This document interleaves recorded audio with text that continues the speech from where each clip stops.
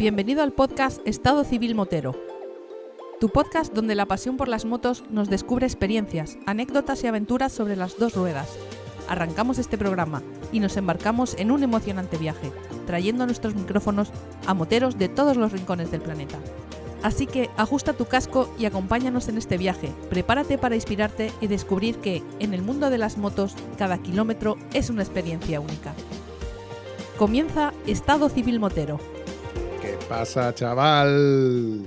¿Qué pasa, don Vampi? ¿Cómo estamos? Estoy mosqueado contigo, que lo sepas. Me lo dicen todas, pero cuéntame por qué. ¿Por qué me has dejado fuera de juego? Es que empezar así un podcast diciendo que estoy mosqueado contigo es un poquito negativo, pero te lo tengo que decir. Cuenta. Solo me llamas por interés. Solo me llamas cuando quieres grabar. ¿Qué dices a esto, don Vampi? Es verdad. Es que resulta que es verdad. Bueno, las cosas como son, vamos a poner las cosas, como dijo este Destripador, vamos por partes. Cabalgar sobre dos ruedas quiero yo y sacar la libertad que hay en mí y vivir mil aventuras donde voy y Estado Civil Motero escuchar hoy. Quiero recordar que fue cuando te pregunté por la Transcanaria, cómo te había ido demás, y tú me contaste, oye, pues tengo aquí un chico que estaría guay que pasara por el podcast de Estado Civil Motero, y evidentemente, como la agenda la tengo así un poco apretada y tal, digo, oye, a ver si soy capaz de meter aquí a Quique de por medio, que a la gente le gustó mucho el episodio con Mercedes, y entre otras cosas, pues venía este chico a contarnos que todavía no vamos a contar nada porque resulta de que no fue este chico, sino que fue un señor que tú rocambolescamente, al final resulta que en el por culpa de o gracias a, ni tú me has hecho el favor a mí ni yo te lo he hecho a ti, o cómo se podría decir que es la cosa. Que una mano se la... ¿Cómo es? Que una mano se lava sin la otra al final.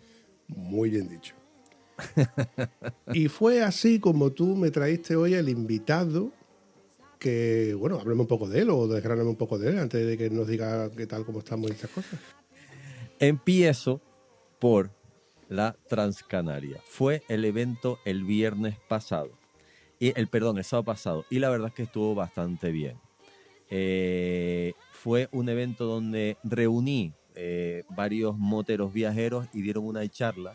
Y la verdad es que yo tenía un poquito de miedo porque creía que muchas charlas iban a aburrir a la gente y la verdad que fue bastante bueno, ¿vale? El evento estuvo un coleguita mío que se llama Eduardo Naval. Pero, antes quiero decir que gracias a ti, Vampi, por la difusión que me ha dado por la Transcanaria, porque la verdad es que me dio la sensación que aunque se presentó el sábado pasado, ya había mucha gente que ya la conocía. De hecho, me han escrito para venir, que no está terminada, porque está hecha la ruta, pero queremos hacer códigos QR o puntos de geolocalización para poner información en cada uno de ellos. Y resulta que me han escrito, bueno, de Andalucía, un montón de gente, de Madrid, de Cantabria, de Suecia, de Suiza, solo en el primer evento, y eso que era un evento cerrado.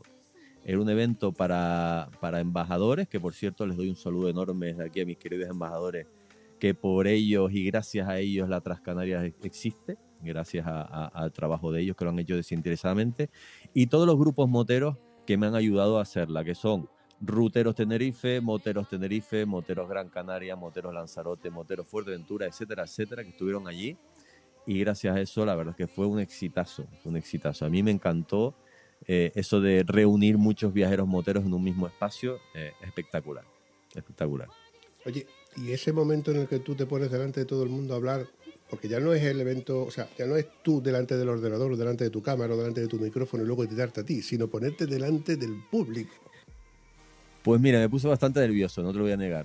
Pero porque no solo tenía que dar la presentación de un proyecto que lleva trabajando un año, sino que estaba pendiente de que la gente estuviera bien. Estaba pendiente de uno que quería hablar más. Estaba pendiente de uno que quería hablar menos. Estaba pendiente de la iluminación. Estaba pendiente de dos cámaras reflex que estaban a los lados, que quería grabar parte. Estaba pendiente que quería hacer un directo. Y peté. Algo tenía que fallar. Falló el directo. Falló parte de las grabaciones, que no se grabaron bien. Y falló un tema de iluminación, que la luz del local estaba enfrente, no detrás. Por lo tanto, se ven todos los vídeos en negativo, ¿no? Como si estuviera la luz detrás y tal. Pero a la hora de yo ponerme delante de la gente, bueno, la verdad es que es diferente. Es diferente lo que estamos haciendo tú y yo ahora y es diferente ponerte delante de una cámara. Lo tengo muchísimo más trabajado, ponerme delante de un micro, una cámara, porque sé que si yo ahora mismo suelto una patujada muy grande, bueno, tú la pones, pero si yo, Hombre, por pero favor. si yo la suelto delante de una cámara, hombre, siempre existe la posibilidad de repetirlo, mejorarlo, cortarlo. Impone, no te voy a decir que no, que coger un micrófono y subirse a un sitio y hablar delante de un montón de gente que te está mirando, pues tiene su aquel, ¿no? La adrenalina se te dispara y lógicamente, hombre, te pones más nerviosillo. Yo me noté más nervioso de lo normal.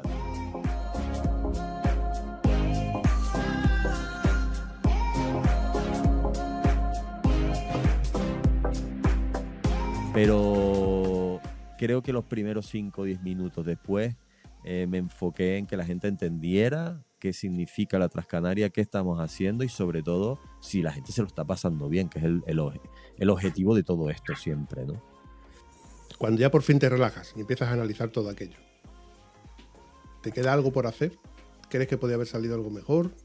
Sí, no, mira, yo no tenía ninguna expectativa, no era un evento donde yo quería meter mucha gente para nada, no quiero, en primer lugar, no es un evento que yo tenga interés económico, mi interés solo era presentarlo y darlo a conocer, por lo tanto, cuando terminé, me quedé satisfecho, es la palabra, o sea, fue bastante grande para lo que yo tenía pensado, ten en cuenta que ha sido un proyecto que ha salido de aquí donde estoy sentado, ¿no? De mi ordenador, de mi cabeza, y de repente ver que la gente estaba grabando lo que estaba haciendo fotografías, que se estaba publicando, que la gente le está encantando la idea. Cuando terminé y vi el feedback, sobre todo, ¿no? Y la gente preguntándome que cuándo empieza, que no sé qué, que dónde se lo descarga, que le encanta la idea. Y sobre todo de gente, repito, como gente que está acostumbrada a hacer rutas en moto por Canarias hace muchos años, e incluso hasta más de 20, Ruteros Tenerife, por ejemplo, y Moteros Tenerife llevan muchísimos años, y que esa gente diga cuándo empezamos, pues yo creo que fue un logro, ¿no?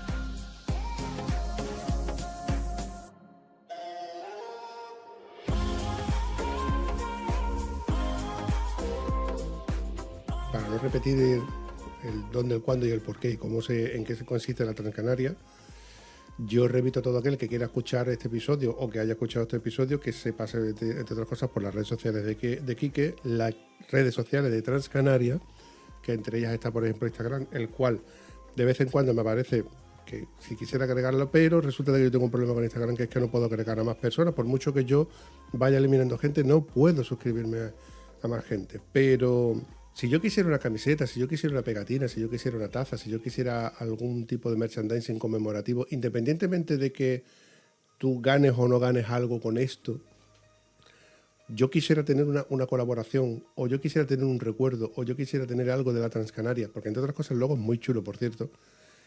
¿Cómo podríamos conseguirlo? En principio, ahora mismo no hay absolutamente nada de eso.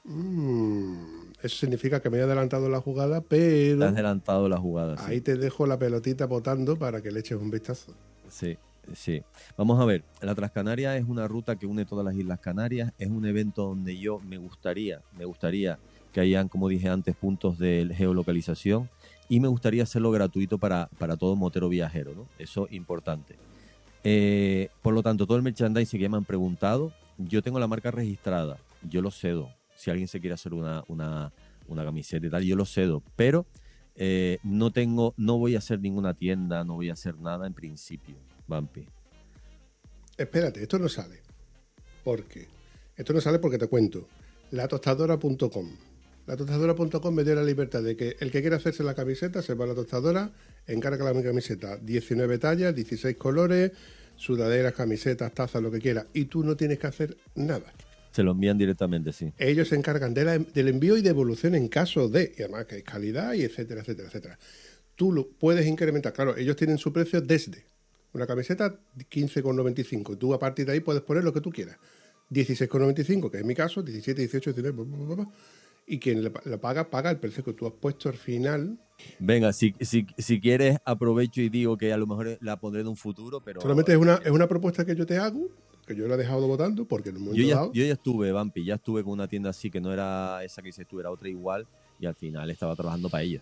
O sea, al final me he pegado un curro que te cagas yo para que yo ganar 3 euros por camisa y por culo.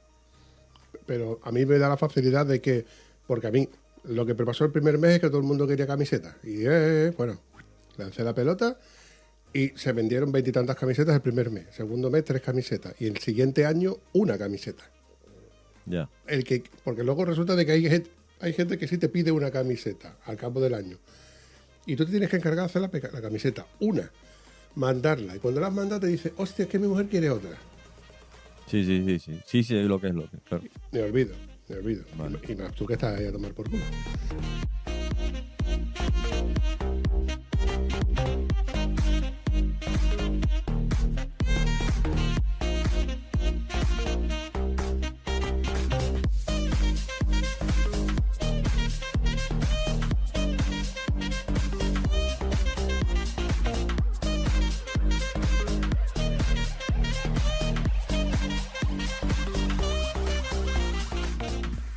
Bueno, Quique, vamos a darle presentación a este amigo tuyo, que me has dicho que se llama Eduardo, pero sé poco más de él.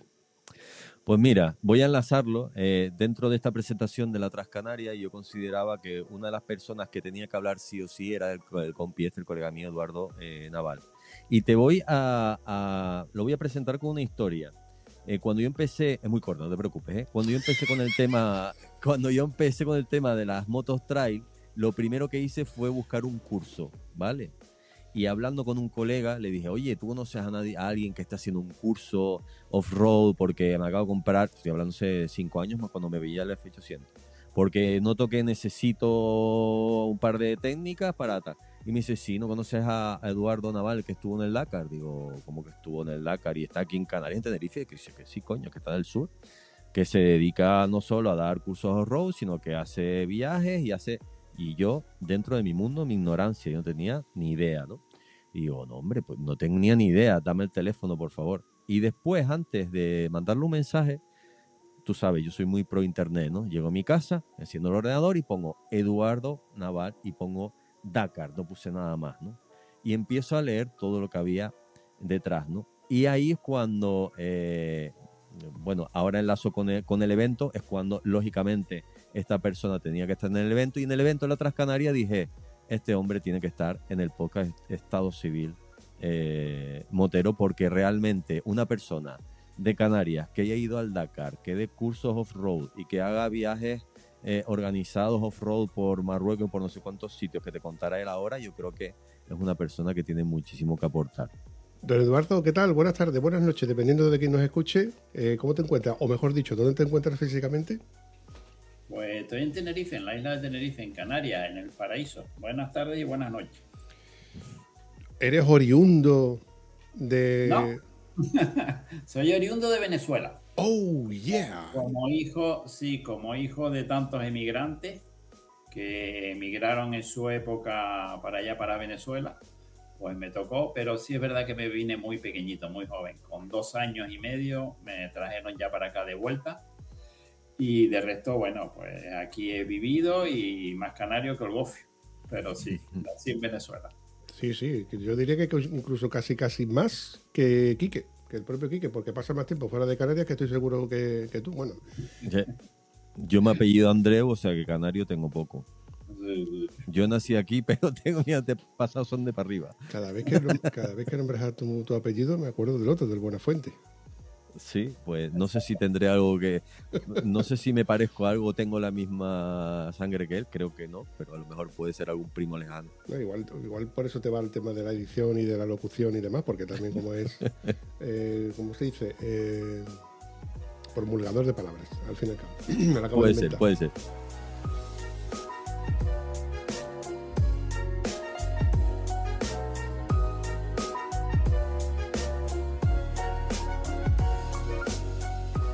¿Cómo empieza Eduardo con esto de la moto?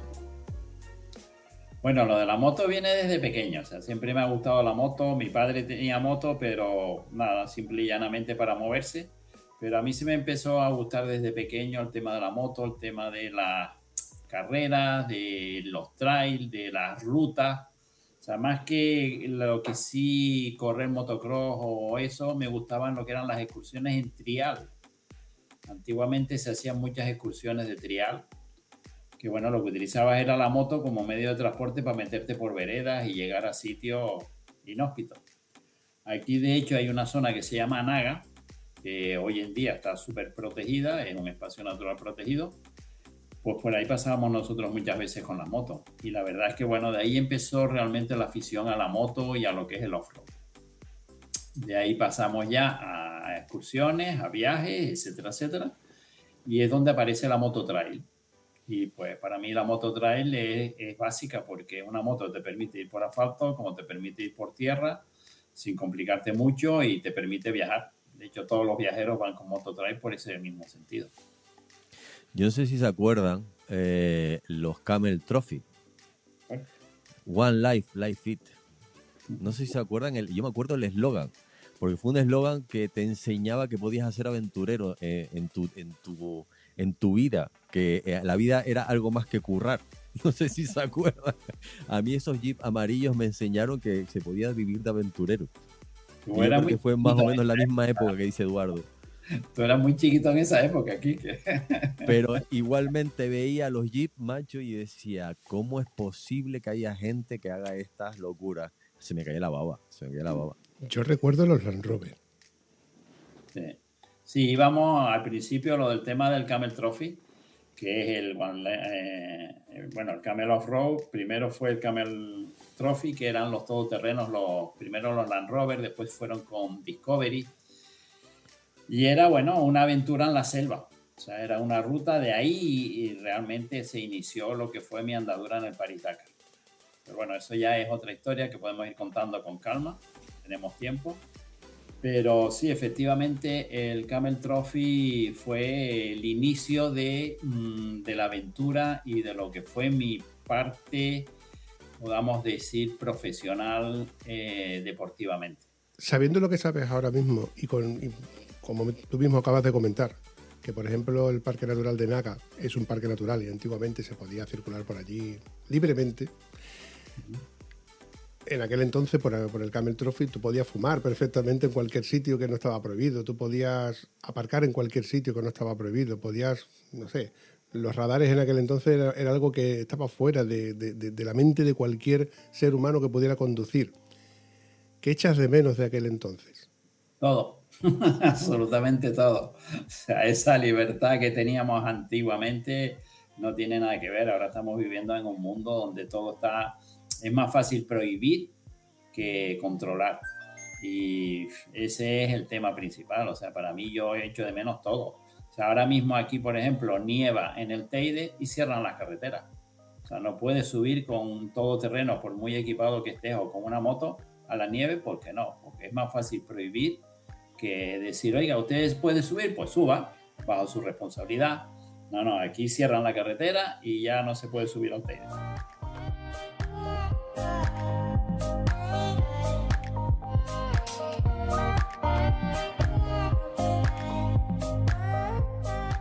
Acabo de descubrir que ya no puedes ya no puedes navegar con un kayak en un pantano, en un lago, en un embalse, si no tienes un permiso que certifique que tu kayak está limpio de cualquier tipo de molusco y tú el de agua sucia, perdón, el de agua marina no puedes meterlo en el agua dulce. Me ha explotado la cabeza cuando me he enterado de esto. Digo, tío, si en este lago que está cerca relativamente del campo de mis padres lo hemos tirado con un neumático de tractor, con colchonetas hinchables, y ahora está prohibido incluso meter un kayak.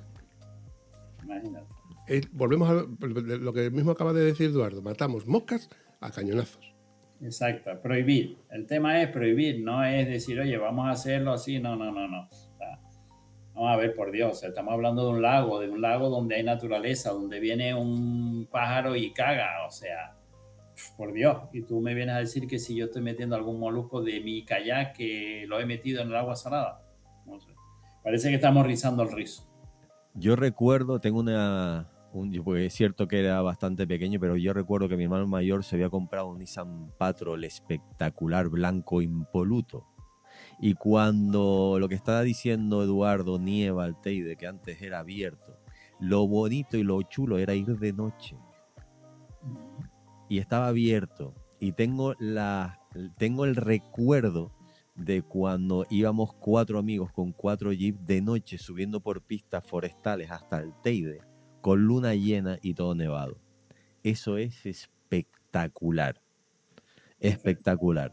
Y encima me acuerdo que nos tocó una luna llena, sin viento, que se reflejaba en todo el manto blanco ahí arriba, que parece un paisaje lunar espectacular. La verdad que es un recuerdo muy bonito. Hoy en día, volviendo a lo que dice Eduardo, es que saben que va a caer algo, saben que va a caer lluvia, que baja la temperatura, y casi prácticamente el día después ya tienes el anuncio de carretera cortada en el Parque Nacional, ¿no? Es una pena. Pero bueno, es lo que hay, lo que tenemos ahora con nuestros amigos políticos. Sí, porque después, perdona, yo estuve viviendo en Polonia durante 4 o 5 años y allí nieva y las carreteras no te las cortan. Y tienes que ir y tienes que pasar, y si para llegar a tu cabaña, a tu casa, tienes que ir a entrar por una pista de tierra y está toda nevada, pues búscate la vida. Pero allí no te cierran una carretera porque nieve. Yo creo que nos estamos adaptando a la Charo. Es decir, claro, vamos a ver. Antes la gente se adaptaba y era tu responsabilidad subir, y si te quedabas con el coche tirado era tu responsabilidad. Paga tu seguro, paga tu grúa, si eres un totufo o te has quedado tirado, ¿no? Ahora nos adaptamos a la Charo. Ahora es la Charo la que no tiene ni idea, sube sin tener ni idea, el coche se le va por una cuneta y entonces nos adaptamos, es lo que dice Eduardo, no, lo prohíben porque aquella persona que no tiene ni idea de hacer off-road, ¿no? o subir con un coche o con un jeep, es la que pone el límite y pone el margen, ¿no? A la Charo, entiéndeme, es una forma humorística de decirlo, pero como que nos adaptamos al que no sabe, ¿no? Cuando debería ser al revés, ¿no? Hay mucha gente, yo conozco mucha gente que controla muy bien de 4x4 y de motos y que les sobra información y experiencia para subir al Teide nevando, ¿no? Pero dándole la razón a Eduardo, volvemos a la parte en la que es más fácil legislar que hacer que se cumplan las normas, ¿no? Totalmente. Vengo a referir. Bueno, todo el mundo lo sabemos. Ahora te ponen... Yo leyendo hace poco el manual de instrucciones de mi moto, te ves los reglajes, te ves los newton metros, te ves todo para que tú lo hagas fácilmente desde tu casa. En una época en la que había que leer o no buscar por YouTube. Y hoy por hoy lo que puedes leer en el manual de instrucciones de tu moto, de tu coche o de cualquier electrodoméstico es: no te bebas el aceite, no te bebas el ácido de la batería. Vale. Por eso es más fácil, no subas al Teide, no vaya a ser que te caiga y tengamos que rescatarte. Exactamente. Vale. O no metas al perro en el microondas para secarlo después de bañarlo, que también ha pasado. Ahora no me cuadra. Ahora me cuadra. No se me había ocurrido. Fue una señora en Estados Unidos, denunció porque no especificaban que no se podía hacer eso con el perrito que tenía. Hombre, es que si ponen en el botoncito, Eduardo, descongelar, el perro tenía frío, el perro había que descongelarlo. En fin, hay veces en las que yo pienso de que nos tratan por inútiles, y precisamente el motero entiende de motos, igual que el conductor de camiones entiende de camiones, pero también he encontrado la situación en la que yo he ido a por un repuesto de mi coche en una tienda de repuestos de coche, y el chico que estaba delante mía no sabía ni qué matrícula tenía de su coche. Ya. Mucho menos saber qué tipo de Pero bombilla. lo que no se debe es que paguemos justos por pecadores, o sea. Correcto. Es a lo que yo voy, o sea, oye, si tú no sabes y vas para arriba para el Teide y te quedas, pues oye, paga la multa o paga el que te saque la grúa o paga lo que tengas que pagar, pero no me prohíbas a mí, que voy con mi todoterreno preparado, que incluso puedo ir a ayudar a sacar gente, a que suba yo al Teide. Eso, el prohibir es a lo que yo me refiero. O sea, de hecho, lo que te estaba comentando antes, al principio, cuando nosotros empezamos con las motos de trial, por allí por la zona de Anaga, los propios lugareños nos decían: mira, ¿por qué no van este sábado por aquella vereda de allí que se está cerrando, que hace tiempo que no va nadie? Porque nosotros, al pasar con las motos, evidentemente volvíamos a abrir la vereda. Veredas de paso que usaban ellos con los burros para llevar material, para hacerse una cabaña o para hacerse alguna cosa allá. O como cortafuego. Ya el cortafuegos ya es algo como más grande, pero sí, efectivamente, los cortafuegos, de hecho, hoy en día están llenos de hierba. Antiguamente podíamos subir por los cortafuegos con los todoterrenos.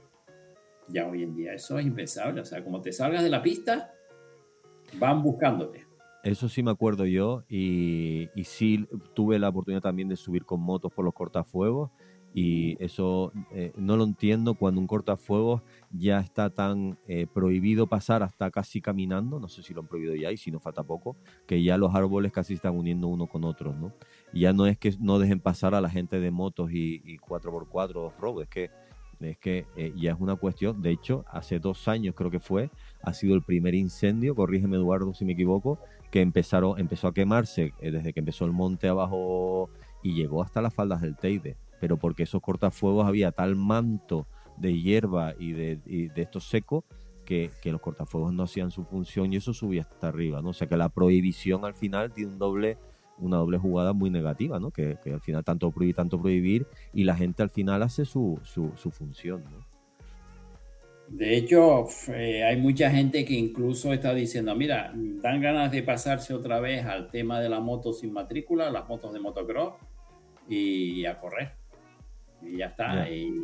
Pero claro, no es cuestión de eso, es simplemente de ahora mismo en el Púlpito, una zona donde hemos estado yendo toda la vida con las motos, etcétera, etcétera, pues la han cerrado.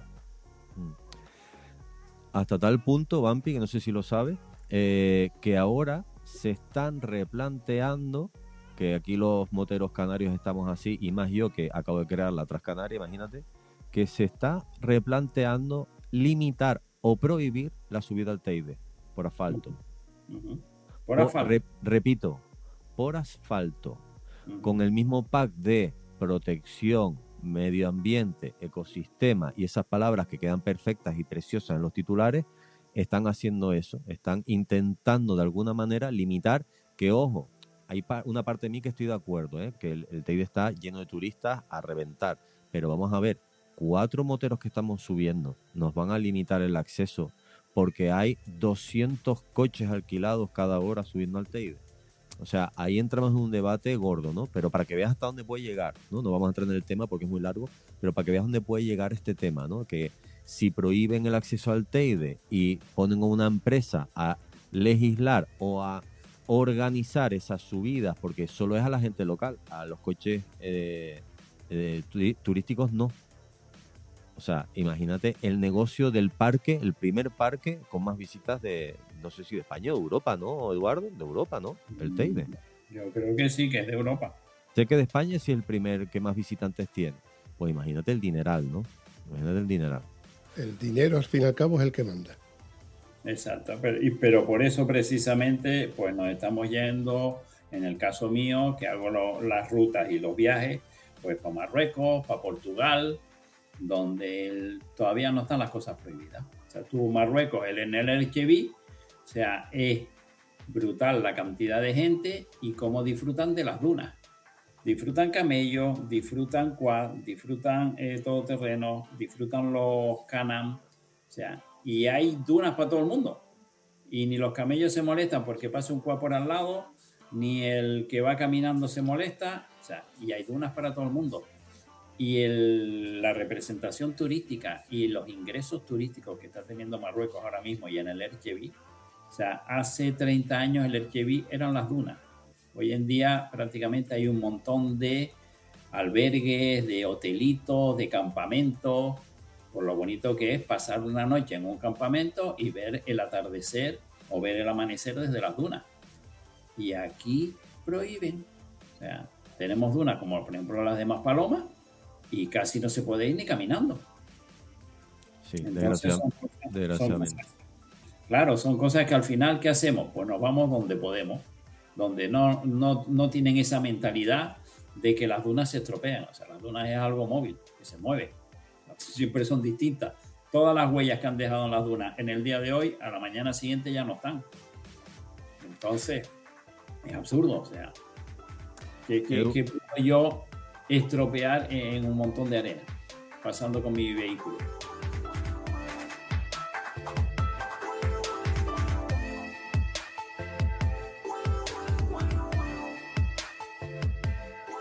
vamos a dejarlo de prohibir porque la verdad es que no vamos a arreglar nada. Pero quiero preguntarte sobre las dunas y me tiene intrigado sobre tus primeros Dakar. Háblanos un poquito del Dakar, hombre. ¿Qué se siente en el Dakar? ¿Qué yo creo que es un sueño que tiene todo motero en algún momento, ¿no? Yo después, enlazo con lo de antes, después de los famosos Land Rover del Camel Trophy, empezamos a ver en la tele de chavales, de jóvenes, de adolescentes, ese primero París-Dakar que me explicaste el otro día y después el Dakar, ¿no? Y vemos esas motos a todo meter por ese mar de desierto, ¿no? Por esas dunas inhóspitas. ¿Qué se siente? Hombre, te puedo decir que para mí ha habido un antes y un después de lo que es el Dakar. O sea, el Dakar a nivel privado, a nivel que yo voy, que no es ni mucho menos intentar buscar un puesto en la clasificación, sino es simple y llanamente acabar, que no es poco, es un reto a ti mismo. O sea, es un reto a hacer algo pues, fuera de toda lógica. De hecho, incluso en la propia carrera muchas veces decía yo, pero bueno, ¿qué necesidad tengo yo de estar aquí? Pero ¿estamos locos o qué? Porque es que o sea, el Dakar en moto es una locura. O sea, es una locura auténtica. 600 kilómetros diarios, pistas de tierra, arena, te caes, tienes que levantar la moto, o sea, juegas con tu físico, pero más que con el físico en sí, lo que es mental. O sea, llega a un punto en que dices tú, pero por Dios, todavía me quedan 200 kilómetros para llegar al campamento y mañana tengo una etapa de 700. Psicológicamente es duro, es muy duro. Pero sí es verdad que, bueno, tienes que ir haciéndolo paso a paso, etapa a etapa. No te puedes plantear un Dakar de principio a fin, sino es, hoy hago la primera etapa, mañana hago la segunda y poquito a poco vas haciéndolo. Pero sí es verdad que es algo, sobre todo psicológicamente, duro. Ahora la gratificación es brutal.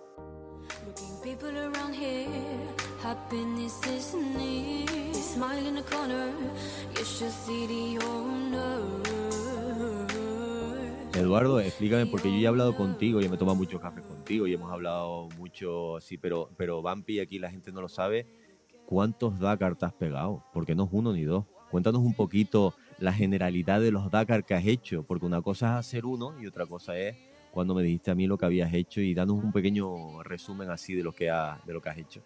Bueno, pues han sido 8 en total, o sea, unos cuantos.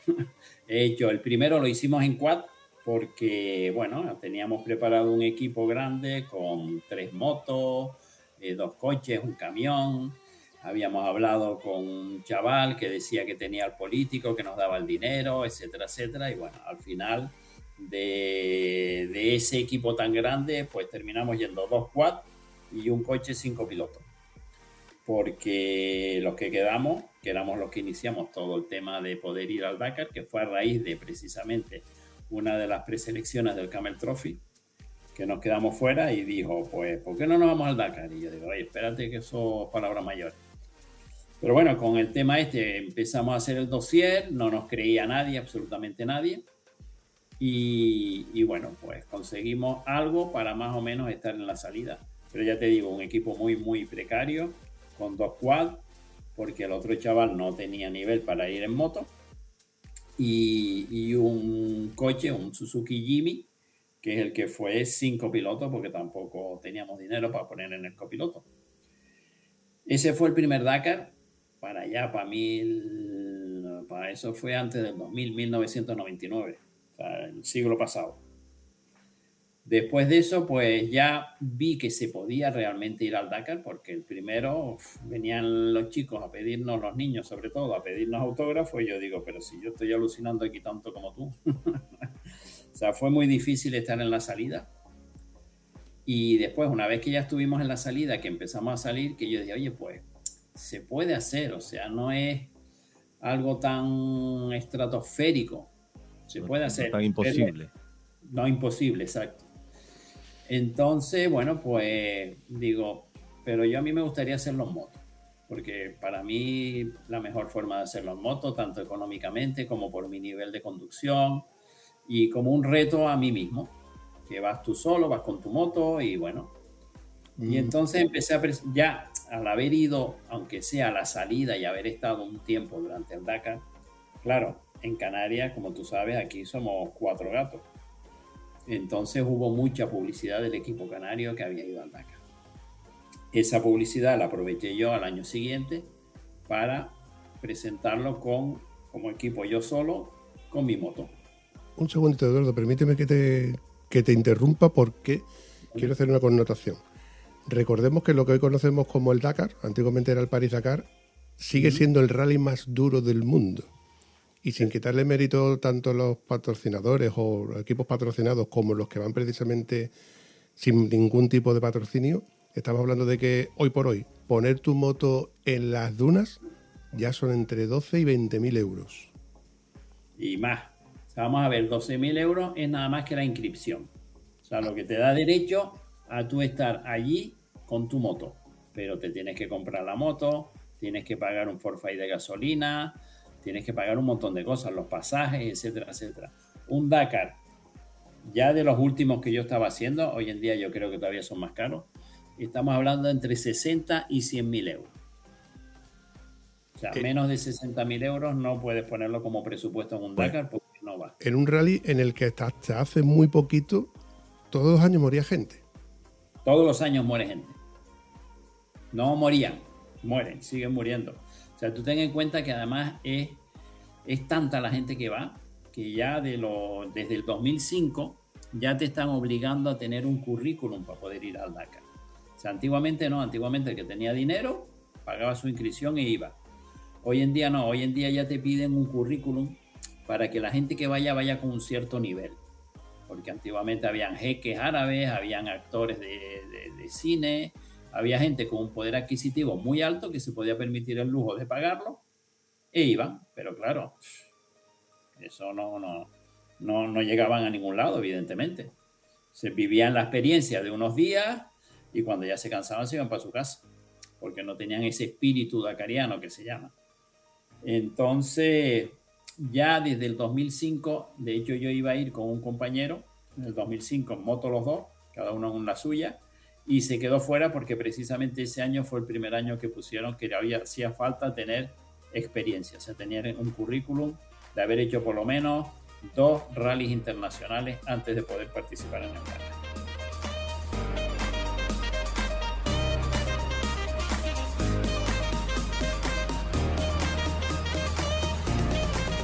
Estoy imaginándome lo que dice Eduardo porque la verdad es que visualizo muchísimo y lo que estabas comentando tú, que es el rally más peligroso del mundo, es que yo estoy también mezclando cosas que ya he hablado con Eduardo y cosas que me imagino que puede ser muy interesantes para los que nos oyen, ¿no? Cuéntanos, Eduardo, que en uno de esos Dakar tuviste un compañero que tuvo un accidente. Sí, hablando de esto, ¿no? De que es el rally más peligroso del mundo y sí, que mucho disfrute también va enlazado con una gran responsabilidad también. Eso fue muy triste porque además era un compañero de Alicante, el Carni, José Manuel Pérez se llamaba, y fue duro porque precisamente formamos equipos, los que vamos privados, como no tenemos un nivel económico para tener un equipo, tener un mecánico, etcétera, etcétera, muchas veces nos unimos los españoles y compartimos un mecánico, entre 2, 3, 4 en este caso. Y bueno, pues el Carni era uno de esos 4 compañeros que íbamos juntos compartiendo mecánico. Bueno, él la verdad que tenía nivel, iba bastante alto, él sí buscaba un puesto en la general, por supuesto no entre los primeros, pero sí buscaba hacer un buen puesto en la general, se lo tomaba mucho como carrera. Yo siempre me lo he tomado como aventura, que es la parte que me gusta del Dakar y de las carreras, lo que es la parte de aventura. Pero bueno, él se lo tomaba bastante en serio y en el 2005 precisamente fue, en el 2005, bueno, él salía delante de mí, como siempre, con una KTM semioficial, o sea, de la réplica. Y ese año esas motos en concreto tuvieron un problema porque las baterías habían salido defectuosas, o sea, por lo visto no cargaban. El alternador o algo no les cargaba la batería. Y en la segunda, tercera etapa, pues se quedó sin batería. Cuando llegamos a un punto de control, me dice, no, la moto no me arranca, estoy sin batería y tal. Bueno, casualmente hacía como 2 kilómetros Yo había pasado y había visto uno de los oficiales que había tenido una caída y allí estaba su moto, porque las motos las recoge el camión escoba al final de todo, cuando va pasando. Digo, con lo cual, si tienes forma de irte 2 kilómetros para atrás, puedes recoger la batería de esa moto, se la montas a la tuya y sigue. Bueno, pues efectivamente así lo hizo y pudo acabar esa etapa. Claro, cuando tú acabas la etapa, tú acabas en el puesto que acabes. Si acabas el 70, sales el 70. Si acabas el 150, pues sales en el puesto 150. Con lo cual tienes que adelantar a mucha gente con un nivel inferior al tuyo. Que eso significa tragar polvo, roderas, etcétera, etcétera. Entonces, lo suyo es ponerte en tu sitio. Claro, al día siguiente que salió, pues salió más rápido para ponerse en su sitio, en el sitio que más o menos le tocaba. Y bueno, pues tuvo la mala suerte que tuvo un accidente. Se cayó, se hizo bastante daño por todo lo que es el interior. Y bueno, se lo llevaron al hospital y al final, pues bueno, murió. Claro, eso, aparte de que tienes la muerte de un compañero muy cercano, que dice tú, esto es feo. O sea, que se matan los de delante, también se matan los normales de atrás. Y encima, siendo un compañero, cuando además yo le había dicho, mira, allí tienes una batería, si yo no le hubiese dicho nada, estaría vivo. No habría acabado la carrera, se hubiese ido ese día para su casa, pero estaría en su casa con su mujer y con sus hijos. Entonces es duro. O sea, no cabe duda que es la carrera más dura del mundo. Se moría gente y se sigue muriendo gente. Porque además, hoy en día es mucho más carrera que aventura. Correcto. Recordemos a nuestro amigo Carles, del equipo de Isaac Feliu, que bueno, es el que más representativo tenemos últimamente, porque claro, es que justo pasó después de un año después o 2 años después del accidente de Isaac. Y yo creo que ahí fuimos conscientes realmente de que realmente es eso, es el rally más duro del mundo, y que ahí la gente que va tienen currículum, como tú mismo has dicho, pero que aún así en cualquier otro rally no les pasa lo que les pasa a ellos. Y ahí van a todo lo que les da la moto, con motos que están limitadas, con carreras con neumáticos que están limitados, con muchos de ese tipo de limitaciones para minimizar el impacto que pueda tener un accidente o lo que les pueda suceder. Pero evidentemente ahí están los datos, ¿no? Sí, pero Bampi, ¿sabes una cosa? O sea, yo tuve la suerte de volver ahora en el 2023. El año 2023 ya fue mi 8º Dakar y último, porque ya perdió el aliciente que a mí me gustaba, que era la aventura. Ahí me di cuenta de lo que ha subido el nivel de todos los participantes. O sea, ya es muchísimo dinero el que se mete, ya son motos pura y exclusivamente de fábrica, listas para correr, los coches 3/4 de lo mismo. Entonces, claro, la organización tiene un pequeño problema. Para que un Carlos Sainz, un Nani Roma, tarde 6 horas en hacer una etapa con un vehículo como puede ser el Audi, pues, o sea, donde han metido, los presupuestos de Audi eran ilimitados, o sea, no tenían un tope. Claro, la ingeniería, las velocidades que lleva un Audi de eso, para que ellos tarden 6 horas y se hagan una etapa más o menos complicada, un pobre mortal como yo con una motilla, pues tú comprenderás que tardo 10, 11 horas. Y además tienes que repararte y montar la tienda y desmontar. Efectivamente, entonces hay que correr. O sea, al final hay que correr. Quieras o no quieras, tienes que correr, porque es que si no, no llegas. O sea, ya las etapas son tan complicadas, tan duras, tan largas, bueno, tan duras, que para que una persona normal, que no sea un equipo oficial, tarde o llegue a meta, hay que correr. Con lo cual los riesgos se suman. Yo entiendo la parte en la que, siendo el rally más duro del mundo y habiéndote gastado el pastizal que tienes que gastar, las marcas tengan que poner su bandera de decir soy el mejor, o sea, es la marca la que ha llegado con el mejor corredor, bla, bla, bla, bla, bla, bla. Pero para mí sigue teniendo un mérito innegable los que van en el equipo original. Es que solamente hay que ver las caritas de esos mismos corredores el primer día y el quinto. Ya no te digo la semana siguiente y habiendo 1 o 2 días de descanso, sino es que automáticamente se van degradando. Y son gente que está especialmente preparada para eso. Yo les he visto correr, han pasado delante mía, en el Rally de Andalucía, han pasado delante mía. Y los veo correr y digo, hostias, esto es que es impensable esto para mí, que soy mortal, con mi moto haciendo lo que están haciendo ellos. Con motos que evidentemente son suyas, son sus motos, son las que les cuesta gastarse el dinero en ellas todo el año. Efectivamente. Y esos son los privados que van detrás. O sea, imagínate. Por eso te digo que ya hoy en día el Dakar se ha profesionalizado muchísimo. Ya no es el rally de aventura que había antiguamente, que te podías ir, como me fui yo las primeras veces en mi caso, que me fui con una Suzuki DR6,5, que es una moto trail, que yo cogía, por ejemplo, cubiertas y se las pedía al Jordi Alcarón, de las que ellos quitaban, o el mismo Nani Roma cuando corrían moto. Yo le tuve que poner una llanta 18 atrás a la Suzuki para poder aprovechar las cubiertas de ellos, que ellos sí cambiaban cubiertas todos los días. Entonces, de vez en cuando, pues, oye, mira, esa que la tienes más o menos, me la pasa. Y esa cubierta está infinitamente mejor que la mía. Porque yo llevaba 2 cubiertas, la que llevaba la moto puesta y una que te dejan llevar de repuesto. Ellos cambiaban cubierta todos los días. Entonces, antiguamente sí se podía hacer un viaje, o sea, un rally de aventura, porque llegabas tarde, pero llegabas. Existía mucho lo que era la navegación. Hoy en día con el GPS y con los waypoints te hacen subir a lo alto de una duna para después irte a la otra, etcétera, etcétera. Antiguamente no, antiguamente tú llegabas, te subías a lo alto de una duna y mirabas, vale, tengo que cruzar este mar de dunas con la dirección 180 grados. ¿Vale? Buscabas un punto de referencia allá lejos y decías, pues hacia allí voy. Bajabas de la duna, ibas navegando entre las dunas, surfeando las dunas, lo que se suele decir, volvías a lo alto de otra duna y volvías a decir, vaya, me estoy desviando un poquito, me tengo que ir más hacia la derecha. Y así es como realmente se hacían las carreras antiguamente, lo que era el Dakar. Hoy en día no, hoy en día es sube aquí, vete allí, o sea, es otra historia totalmente distinta. Ya te digo, se ha profesionalizado demasiado. Para mí se ha profesionalizado demasiado.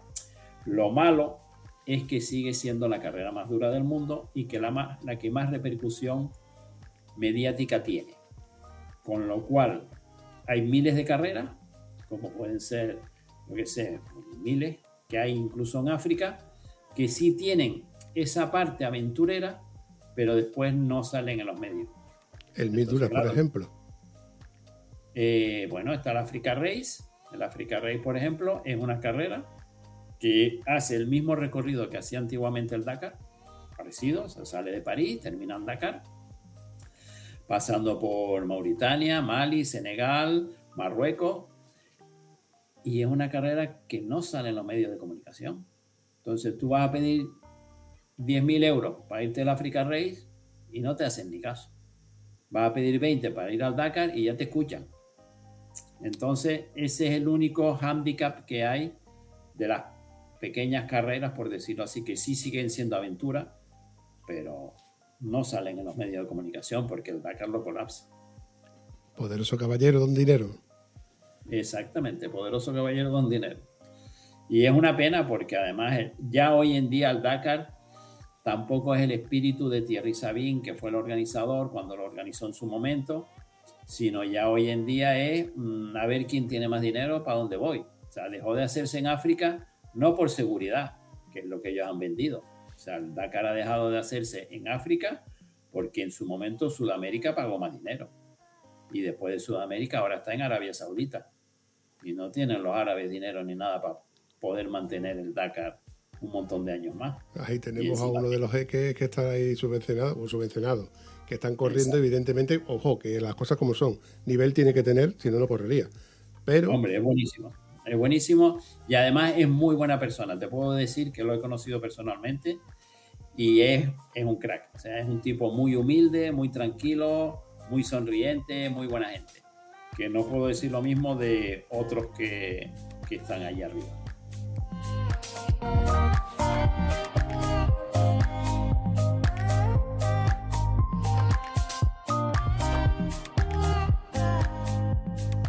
Quiero recordar que fue Carlos Mas el que comentó, corriendo el París-Dakar, que una vez que llegó el GPS, para él se acabó el París-Dakar. Efectivamente. No fue Carlos Mas, fue, te lo diré, Miguel Prieto. Miguel Prieto fue uno de los pioneros del Dakar y él fue de los que dijo que cuando salió el GPS ya se había acabado el Dakar para él, porque ya no era la navegación con brújula ni la navegación con grado, o sea, ya se había acabado la parte aventurera de navegar. Disculpa. Perdón, Miguel Prieto no, Juan Porcar. Miguel Prieto fue otro que sí corrió en su época. Pero no fue Juan Porcar el pionero del Dakar español. Lo corrió en Osas antiguamente y después ya lo corrió en todoterreno. Juan Porcar, y fue el que él dijo que con el GPS, porque fue casualmente, te cuento un poco la anécdota porque eso sí lo conocí también a Juan Porcar, y él estaba con su copiloto y él siempre tiraba de brújula y todo, ¿no? Y le habían dado el GPS y decía, yo eso no lo quiero, eso no le hago caso. Pero tuvieron una tormenta de arena enorme, se perdieron y entonces dijeron, bueno, vamos a tirar del aparatito. Y el aparatito los llevó justo al sitio donde tenían que estar. Claro, el GPS te lleva a línea recta, pero te lleva al punto, a las coordenadas. Entonces, cuando ellos llegaron al sitio solo por medio del aparatito, digo, ya de nada sirve todo lo que nosotros sabemos. Pero yo pienso también que por otro lado nos ha dado la facilidad, como hemos estado hablando antes, ¿no? Antes éramos libres para poder hacer lo que queríamos, pero indefensos en infraestructura y en tecnología, cosa que hoy por hoy, pues gracias a la tecnología precisamente de, por ejemplo, el GPS, pues estamos ubicados en cualquier sitio y no tenemos que prenderle fuego a nuestras motos para que nos encuentren al día siguiente. Exactamente, eso también es verdad. Pero claro, pierdes un poco la parte de la aventura, pero sí ganas en seguridad, por supuesto. O sea, y la seguridad es básica. De hecho, desde que yo empecé al último que hice en el 2005 en moto, introdujeron muchísimos más aparatos de seguridad. Introdujeron un aparatito que cuando te toca la pita un coche, a ti se te enciende una luz en la moto. El Sentinel. Claro, el Sentinel. Cuando tú vas con la moto, con el casco, el ruido, lo menos que oyes tú es a alguien que viene detrás tocándote la pita. Entonces, bueno, pues pusieron el Sentinel, pusieron la radiobaliza. O sea, han ido poniendo, incluyendo dentro de lo que es la seguridad de la moto, ahora mismo es el airbag. Han ido poniendo muchísimas cosas para lo que es el tema de seguridad, que evidentemente son mucho mejores que en nuestra época. En nuestra época era sálvese quien pueda. Bueno, en nuestra época, estoy hablando de hace 20 años, que son bastantes ya. Ahora no son tanto, ni que peinar a buscar a ninguno de los tres.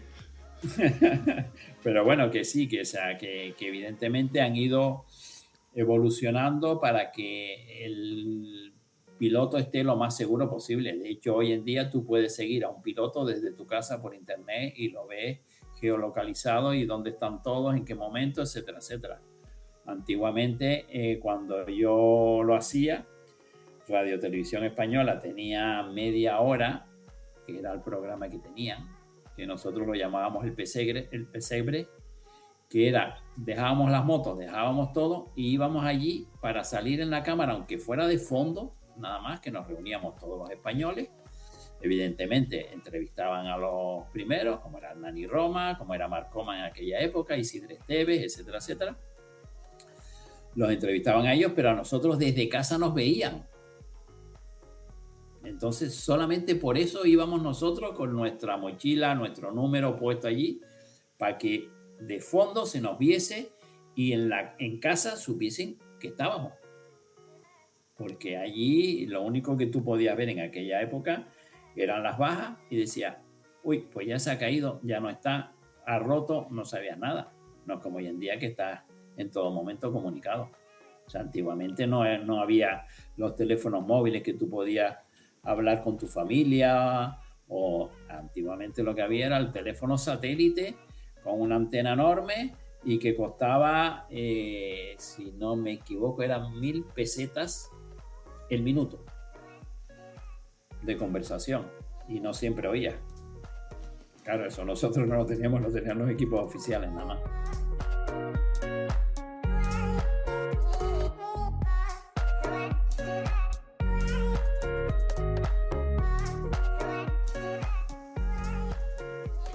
Un segundito, Eduardo. Quique, me está cayendo fatal este hombre, ¿eh? Yo voy a lamentar muchísimo cuando estoy editando y digo, es que no me va a dejar ni hablar, pero es que me encanta.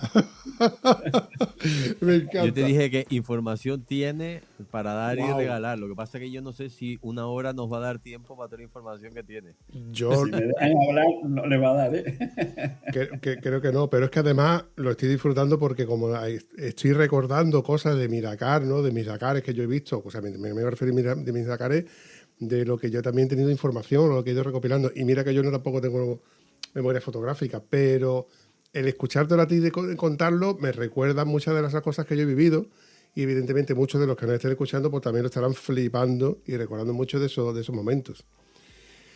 Quique, ¿tú ibas a decir algo? Se me olvidó. No te preocupes. No, es que estoy, yo mientras Eduardo está hablando, yo estoy imaginando, ¿no? Y yo, claro. A mí se yo me han escapado siempre- 2 o 3 también. siempre, lógicamente, yo intento enlazar, yo que soy un don nadie, ¿no? Yo que no he ido a ninguno de esos Dakar, ni he tenido la brillante oportunidad que te da la vida de ir por un desierto en moto, ¿no? Pues tampoco lo he buscado, pero yo me imagino que yo me he visto en una carretera asfaltada, lejos de casa, y ya para mí, un flipe. Yo quería preguntar a Eduardo que nos cuente alguna anécdota, alguna aventura, algo que te ha despertado la mente cuando estás tú solo perdido en un desierto. O sea, yo me imagino, otra pregunta, ¿qué se siente cuando estás preparando mentalmente eso durante tanto tiempo y de repente te ves in situ, con la moto a todo meter por un desierto? Ese primer momento que dices, ya estoy aquí, esa adrenalina, no sé si llamarlo adrenalina, porque no sé, ¿qué se siente en ese momento que te dan la salida? Y el principio no, que el principio es la adrenalina y no te deja pensar con claridad, pero cuando ya llevas 1 horita, 2 horitas que ya te tienes que centrar y ya te ves perdido en la gran nada, descríbenos cómo es ese momento. Pues mira, en el Dakar, a nivel privado, precisamente tienes que ir en contra de tu adrenalina. O sea, tienes que intentar no correr. Yo realmente en los tramos, porque tú tienes lo que es el tramo de enlace, después tienes el tramo cronometrado y después vuelves a tener otro tramo de enlace normalmente. En los tramos cronometrados yo iba más despacio que en los tramos de enlace. ¿Por qué? Porque tienes que pelear para no correr. Yo, por ejemplo, no iba nunca a ver la clasificación en la que estaba. O sea, a mí me daba igual estar el 90 que el 100 que el 120. Porque como fuera a ver la clasificación, ya veía, mira, este que tengo delante me lleva 1 minutito y el otro está a 5. 5 minutos los bajo yo sin ningún problema. Pero claro, empiezas a arriesgar y tienes que ir con 1000 ojos. O sea, en el desierto tú vas por una pista, aunque tengas un roadbook que te marque los peligros, que te marque todo, igual estás en la pista como estás igual en una pista paralela a 50 metros.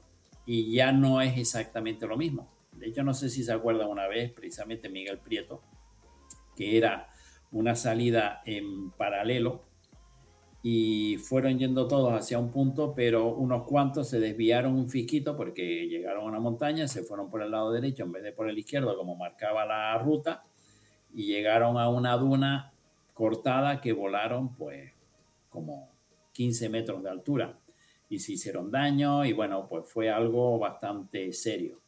Y simple y llanamente porque, claro, se desviaron ligeramente de los grados que tenían marcados en la ruta y no llegaron al GPS por donde tenían que haber llegado. Entonces, aunque tú tengas, ya te digo, un roadbook que te esté diciendo aquí a tantos metros tienes peligro 2, tienes peligro 3, tienes que ir con 1000 ojos. Y a partir de 70 kilómetros por hora, te puedo decir que cuando ya tú ves el obstáculo, te lo comiste en tierra. O sea, por mucho que tú intentes frenar, lo único que vas a hacer es a suavizar el golpe. Pero no te da tiempo de parar la moto por encima de 70 kilómetros, no te da tiempo de parar la moto antes del agujero. Y el problema allí es que, claro, allí no es carretera, que te las asfaltan, que te las arreglan. No, o sea, tú puedes ir por una pista y ha llovido la semana anterior, ha hecho una rodera y se ha llevado media pista. Y tú vas viendo que aquello es todo liso y de repente te encuentras una zanja donde cabes tú con la moto.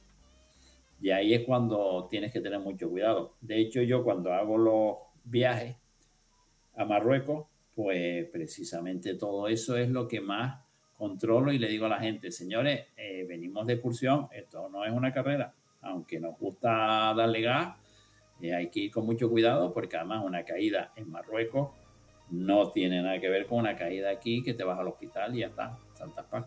Allá es mucho más complicado.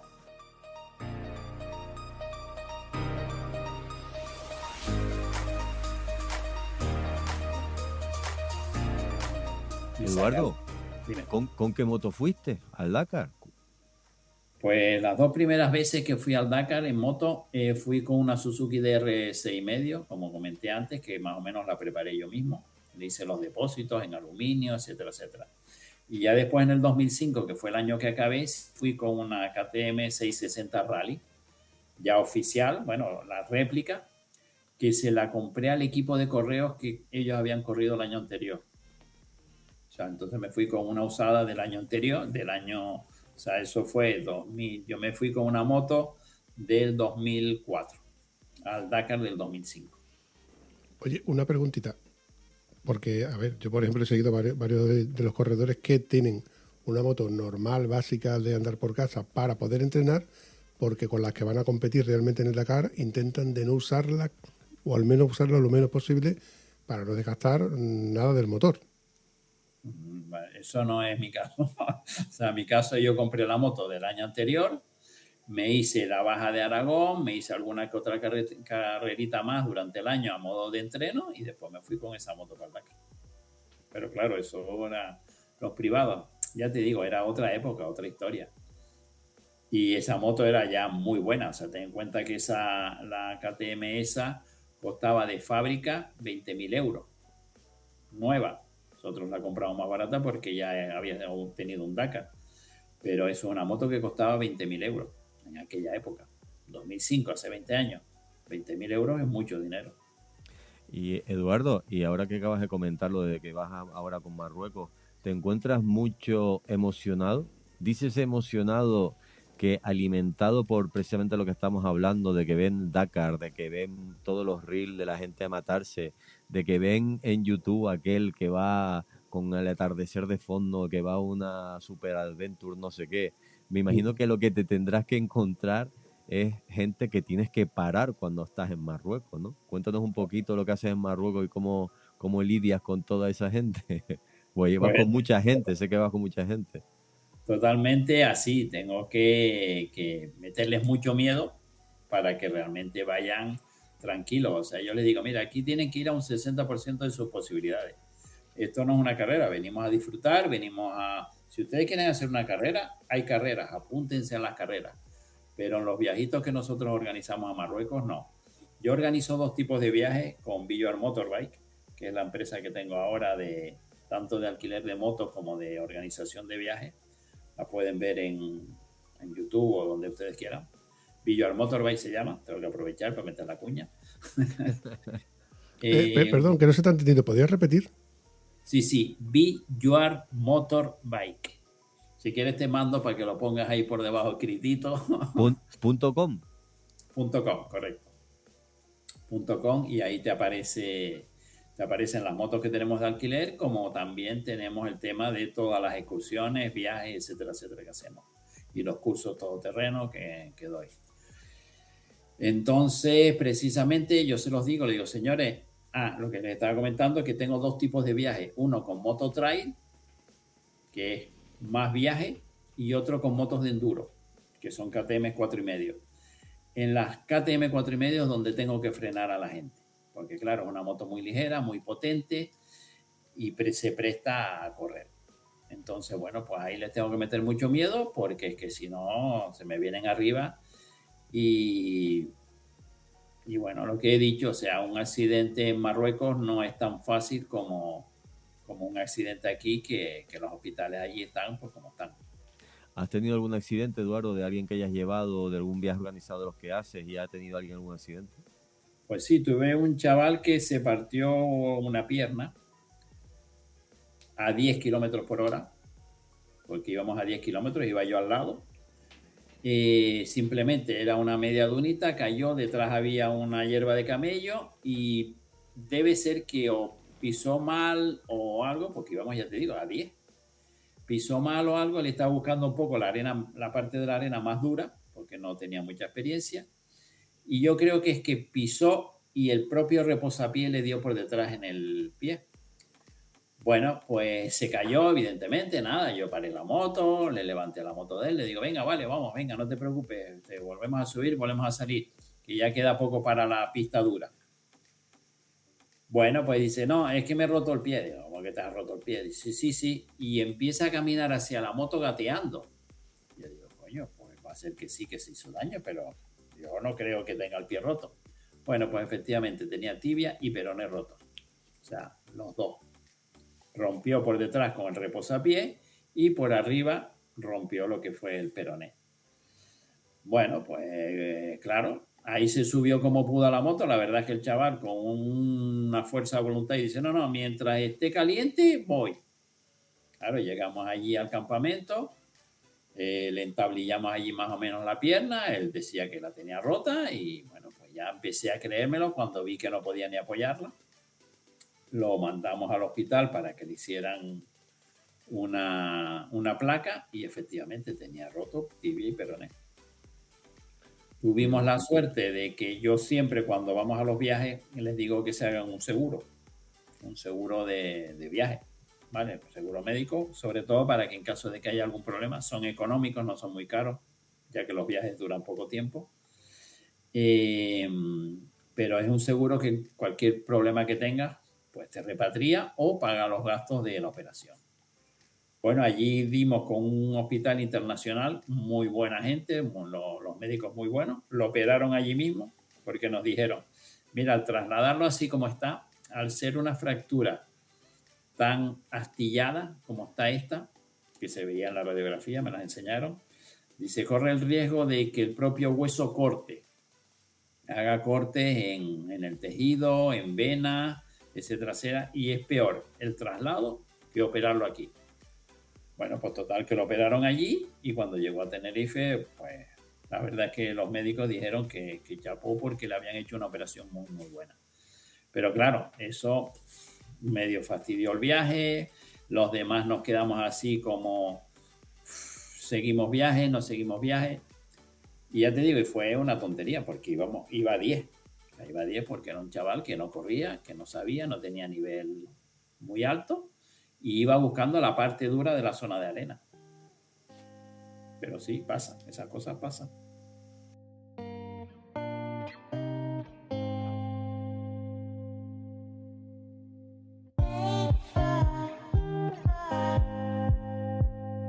Eduardo, ¿tú llegaste a conocer a Mohamed Gordito?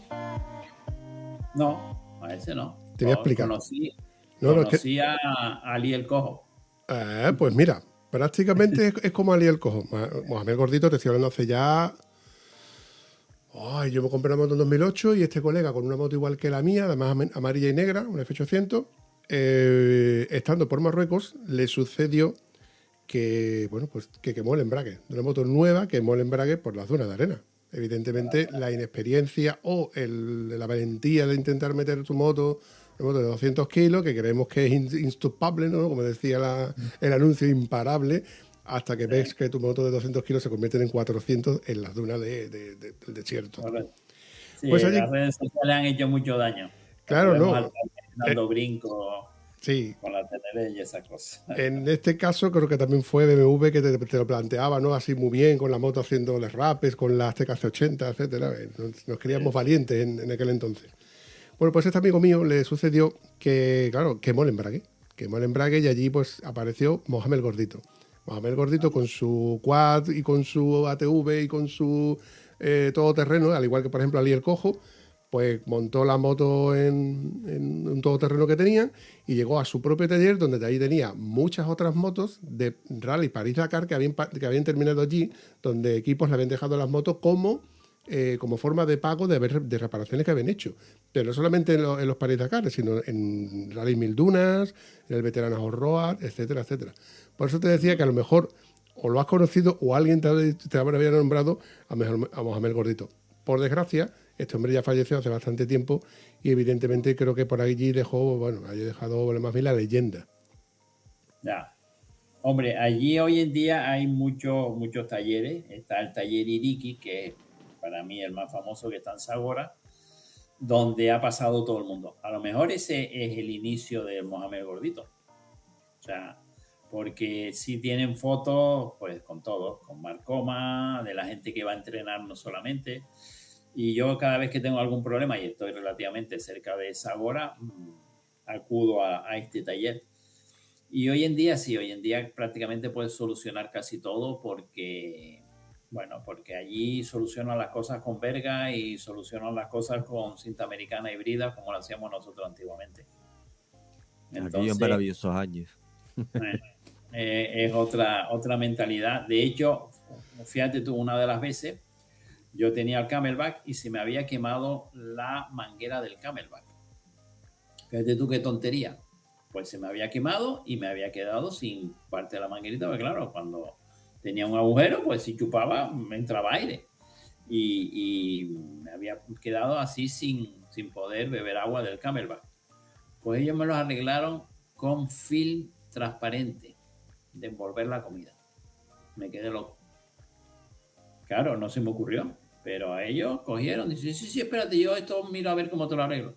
Y cogieron film transparente y me envolvieron toda la manguera y así de ese modo pues cerraron la quemadura y el agujero que tenía. Una de las cosas que creo que está perdiendo sobre todo eso es la inventiva que tiene la gente, ¿no? Y sobre todo en Europa hemos perdido la inventiva. He colgado un vídeo que se ha hecho un poquito, bueno, que he tenido una barbaridad de aceptación, sobre todo que me ha caído bastante hate, es porque simplemente digo que las GS 1200, 1250, 1300 no sirven en la India. Como bien saben, he ido a la India y a Nepal este verano y me dio por ponerlo, es un trozo de un vídeo y me cayó la del pulpo. O sea, la gente sigue pensando que una moto que te cuesta 28.000 euros, 30.000 euros, es buena para todo y estamos hablando lo mismo. O sea, como tengas una avería fuera de la comodidad europea, es muy complicado arreglar una moto de esa. Una moto de las que tú hablas, Eduardo, eso se arreglan con un martillo cincel, como digo yo. Una de las 1200 para arriba se te rompe y vete a buscar un ordenador, vete a ver qué chip se le ha roto y son muy complejos. No es que no puedas ir, claro que puede ir, cada uno puede hacer lo que le dé la gana con la moto que le dé la gana, pero no es práctico, no es práctico. Y me imagino que Marruecos tiene ese hándicap, ¿no? De que tú puedes ir con una 1250 de las nuevas, una 1300 si quieres, pero que no es lo adecuado, ¿no? Bueno, para que te hagas una idea, yo cuando voy para allá, que alquilo motos allá, lo que alquilo es la Royal Enfield. La 450. La 450 es un Es hierro. la que alquilé yo allí. Esa moto es súper Es un hierro. sencilla. Sí. Claro, un hierro que no tienes electrónica, que no tienes nada de nada. Tienes el ABS porque, bueno, se lo obligaron a poner. Oye, y se defiende muy bien, ¿eh? Me cayó una lluvia impresionante y como vi cómo se adaptaba a los charcos, al barro, me impresionó, ¿eh? Sí, es una moto muy...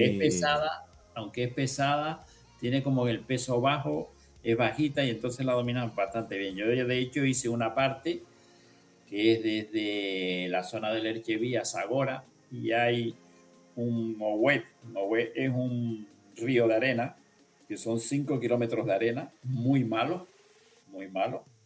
Pues lo pasé con la moto esa, con la Himalaya.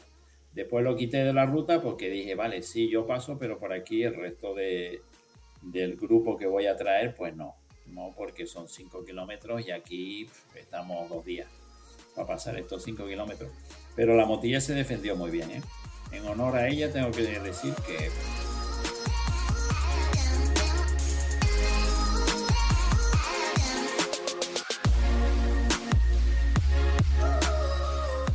Oye, Eduardo, háblanos de sitios guapos por Marruecos. Háblanos de sitios que sueles ir tú con la... Que sueles ir tú con la... Si te lo digo, no vienes. Bueno, pues háblanos de sitios en general. Claro, yo estoy con la baba aquí, claro, curiosamente no he ido a Marruecos, fíjate, y lo tengo prácticamente al lado.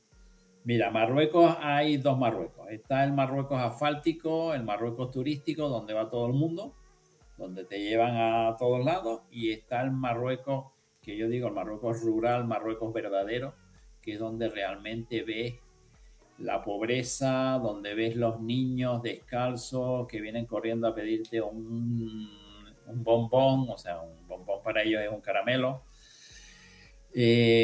Y ves la otra parte de Marruecos, naturaleza, pero que además, por otro lado, te ofrecen lo que no tienen.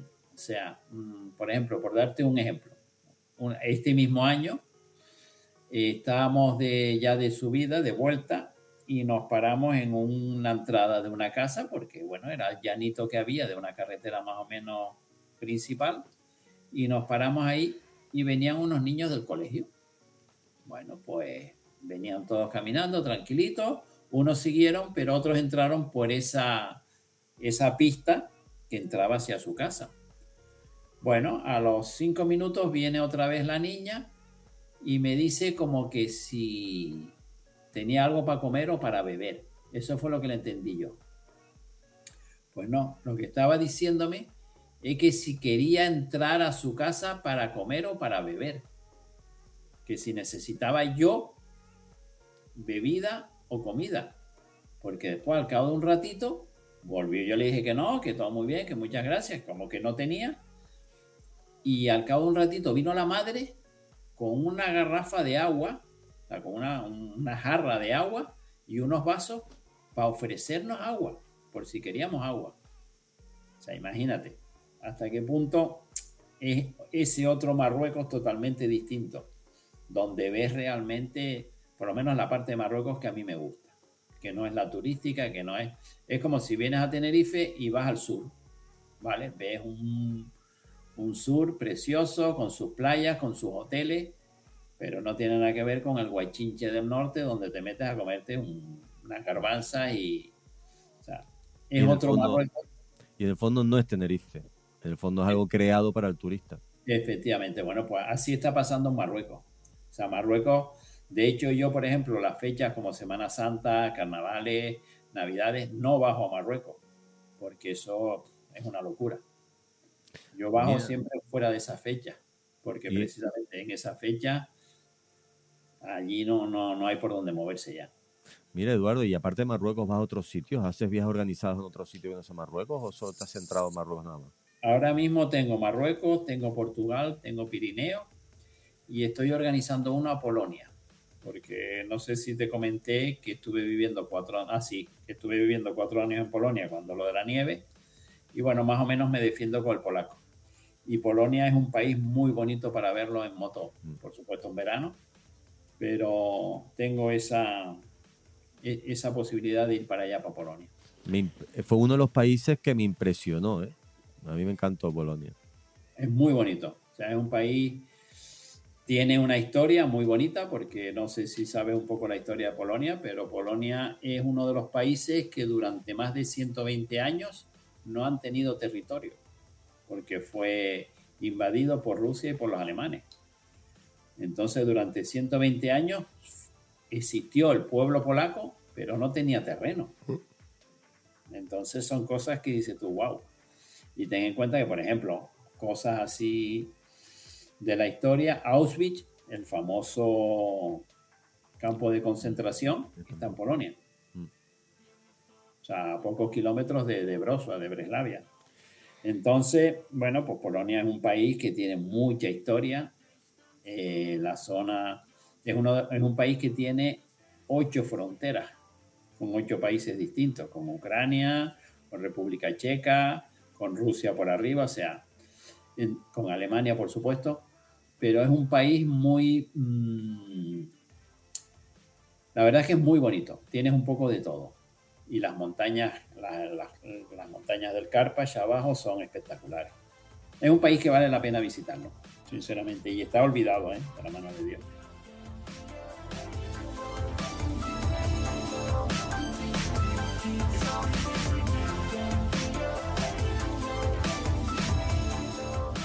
Antes hemos estado hablando de rallies que no han sido nombrados, ¿no? Que no tienen renombre, al contrario que, por ejemplo, en el Paris-Dakar. Y yo tengo un amigo mío al cual lo considero amigo como tal, además amigo, escritor, y organiza el rally Veteranos of Road. Es Veteranos of Road, Mario Montoro. Este rally, que evidentemente no tiene el nombre como tal, pero los que realmente nos gustan las motos viejas, los cacharros viejos, pues lo seguimos año tras año.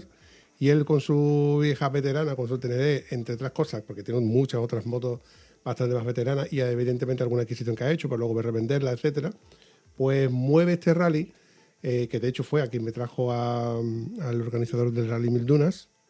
A Miguel Puertas. Miguel Puertas, correcto. Bueno, te puedo dar una anécdota con Miguel. Miguel, su primer Dakar fue el 2005, el mismo que acabé yo. Y él acabó ese Dakar porque lo remolqué durante 200 kilómetros. ¡Toma ya! Esto es una noticia guapa, ¿eh? Fíjate, esto lo sabe poca gente. Ahora él estará echándose la mano a la cabeza. Eso lo sabe poca gente. Eso lo sabe poca gente, sí, señor. Pues ¿y cómo es Miguel, eso? ¿Cómo que lo remolcaste? A ver, cuenta eso. Porque en la penúltima etapa, o sea, él iba, el primer Dakar que él hizo iba patrocinado por soldados.com. Vale, él fue militar, como ustedes lo saben, fue piloto de la Fuerza Aérea. Águila, de la Patrulla Águila, que además eso me hizo mucha gracia porque yo lo conocí en el Dakar, evidentemente.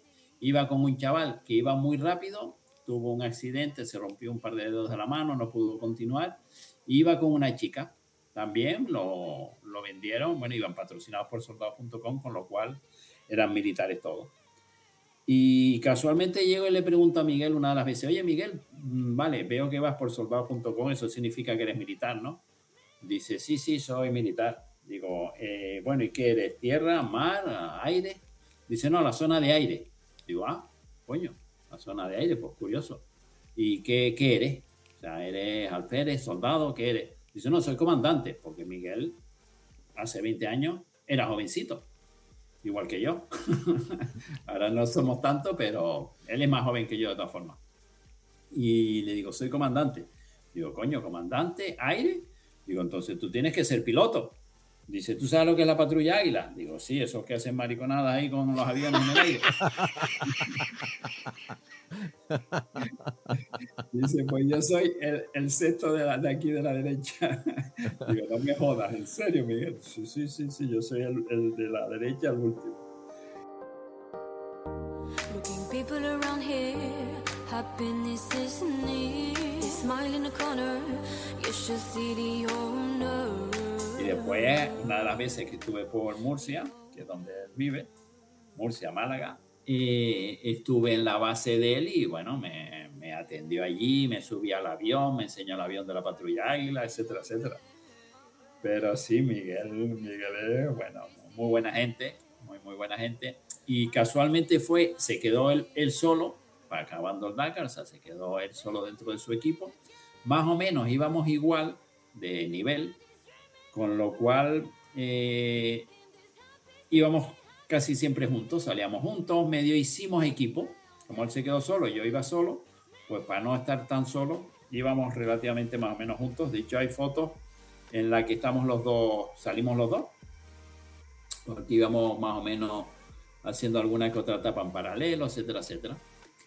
Y la penúltima etapa, antes de llegar a Dakar, tuvo la mala suerte de que una piedra le rompió el cárter y se quedó sin aceite. Entonces, claro, no podía acabar, porque aunque no tenía posibilidad, no tenía nada. Yo le dije a Miguel, pues ya estamos, tío, además esto es nada, esto es de aquí a Dakar. Digo, cogemos unas lingas y venga, y te llevo. Y dice, pero Eduardo, si son 200 kilómetros, digo, vamos más despacito, no pasa nada, pero no te voy a dejar aquí tirado. Ya estamos, y ya en lo que viene el camión para que te eche una mano, para que no vas a poder llegar. Pues así lo hicimos, le largué unas lingas y tiramos. Y lo simpático sobre todo fue cuando estábamos ya dentro de Dakar, con los coches, los semáforos, etcétera, etcétera, y nosotros por allí esringaditos. Y en el Dakar tú puedes recibir ayuda de otro participante, pero no puedes recibir ayuda externa. Entonces, tienes que entrar en meta por tus propios medios. Con lo cual, yo no podía entrar remolcándolo. Lo que hicimos fue 10 metros antes de la meta, lo solté, él cogió, empujó su moto y entró. Y bueno, pues acabamos el Dakar, ese 2005 acabó el Dakar él acabó en el puesto 69 y yo en el 70. Detrás de él. Pero bueno, acabó el Dakar, pues bueno, no te voy a decir que gracias a mí, pero bueno, sí tuvimos esa anécdota simpática, que él de hecho todavía lo recuerda, evidentemente. Y ese fue el primer Dakar que acabó. Ya después él siguió haciendo mucho más Dakar y los acabó todos. O sea, es un crack, un control perfecto. Cuenta la anécdota que él seguía por las nubes.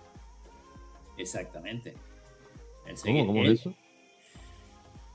Te puedo decir claramente que él, que está preparando el Mil Dunas, bueno, que está llevando el Mil Dunas, él coge su moto para hacer las etapas del Mil Dunas y se va con su mochila y se queda a dormir en pleno desierto, él solo tirado, para poder hacer la etapa completa. O sea, él no se va con un todoterreno y su cafecito, su tienda de dormir. No. Él se va en la moto con lo puesto y se queda en pleno desierto, pasa la noche, a la mañana siguiente se levanta y sale para poder hacer todas las etapas como se deben hacer. No, es un crack. San Miguel es fuera de serie. Y él, antes de que se incorporara al GPS en el París-Dakar, por ejemplo, él usaba las nubes para guiarse sobre tantos grados hacia la derecha, por tantos grados hacia la derecha. Seguía esa nube y cuando perdías la nube a través de una duna, cuando la volvías a recuperar, sabías que tenías que seguir en línea recta por esa nube. Claro, es que no tienes puntos de referencia en el desierto, no tienes arbolitos, no tienes montañas, o sea, son dunas, no hay nada. Entonces tienes que buscar las nubes o tienes que buscar algún punto de referencia que más o menos esté estático. O sea, allí las nubes suelen estar un tiempo prudencial como para que tú las puedas usar como un punto de referencia. Yo recuerdo que la risa fue cuando le dije, bueno, y si la nube se mueve, pues tú también te mueves. Claro. No queda otra. Mario Montoro vino evidentemente hablando de su libro, entre otras cosas, con el Rally del Veteranas Road, y estuvo peleando bastante con la organización del París-Dakar para introducir a las veteranas las motos veteranas dentro del rally con la categoría de motos veteranas, al igual que tenemos los coches clásicos, pero eso al final no cuajó. ¿Por qué crees tú que no termina cuajando aquello y siguen siendo los coches en esa categoría entrando en el París-Dakar? Por tema económico. Pienso principalmente por tema económico.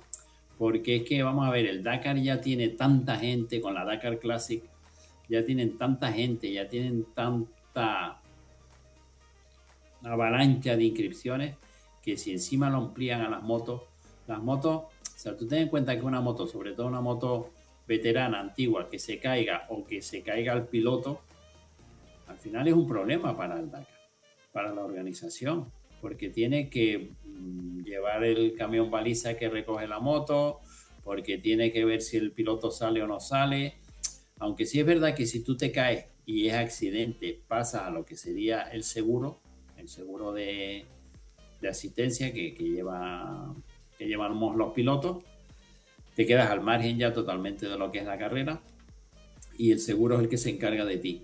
Pero la moto sí se mantiene, o sea, la moto está allí y hay que sacarla del desierto.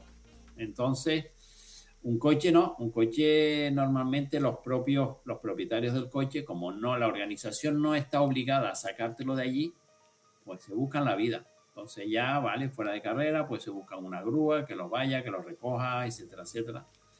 Y más o menos escapan. Pero las motos son muy dependientes. Si Pierre Sadin levantara la cabeza, yo creo que el París-Dakar volvería a ser lo que antiguamente era. Oh là là là là, sacré bleu, Pierre Sabine, c'est quoi ça? Non, c'est Thierry Sabine, le créateur du Paris-Dakar. No tienes ni puñetera idea de hablar en francés, ni de pronunciar francés, ni decir nada en francés. Es una catástrofe. Au revoir et vive le Paris-Dakar. Hombre, si Thierry Sabine levantara la cabeza, correría en cabeza. Porque ya no tiene nada que ver la filosofía del Dakar que Thierry Sabine hizo en su momento con lo que hay hoy en día. Querido Eduardo, decirte que ha sido un placer que hayas pasado por aquí. Me encantaría haberte exprimido un poquito más, solo un poquito más, porque esto creo que da conversación para más de un café, más de una cerveza y, bueno, evidentemente decirte que tienes las puertas abiertas del podcast de Estado Civil Motero para que pases por aquí contándome cualquier batallita, cualquier historia, cualquier anécdota, ya sea de motos, de carreras, de tus viajes, de tu evento, de lo que tú quieras. Y como suelo decir, ¿qué tal te lo has pasado, chaval? Hombre, que me quitan lo bailado, ¿qué quiere que te diga? O sea, yo siempre he pensado que he tenido la suerte de poder permitirme el lujo de trabajar y hacer lo que me ha gustado, dándole prioridad a las cosas que me gustan. Y una de ellas fue el Dakar. Como te dije en su momento, hubo un antes y un después del Dakar para mí, de ese y de los otros 8 que hice. Entonces, que me quitan lo bailado. O sea, yo he disfrutado muchísimo, sigo disfrutando de mis viajes y gracias a Dios hoy en día más o menos me puedo permitir el lujo de vivir haciendo lo que me gusta, que es viajar y enseñar a la gente mi experiencia, tanto como conductor, como piloto, como navegador o como persona a la hora de poder llevarlos y que vivan una parte de esas vivencias que son los viajes por Marruecos y los viajes fuera de lo que es la zona turística. Ahora te vuelvo a preguntar. Y en el podcast de Estado Civil Motero, ¿qué tal te lo has pasado, chaval? Pues sí, me estaba preguntando en mi vida. No te preocupes que no eres ni el primero ni el último que no has sabido porque es que no te lo he preguntado bien, pero es que siempre termino con la misma pregunta, pero al final me doy cuenta de que no todo el mundo sabe entender cuál es la pregunta realmente. Claro, aquí me lo he pasado pipa. De hecho, cuando dijiste nos despedimos, miré la hora y digo, coño, ya pasó la hora. Que ha pasado realmente algo más de una hora, pero como he dicho antes, no quería...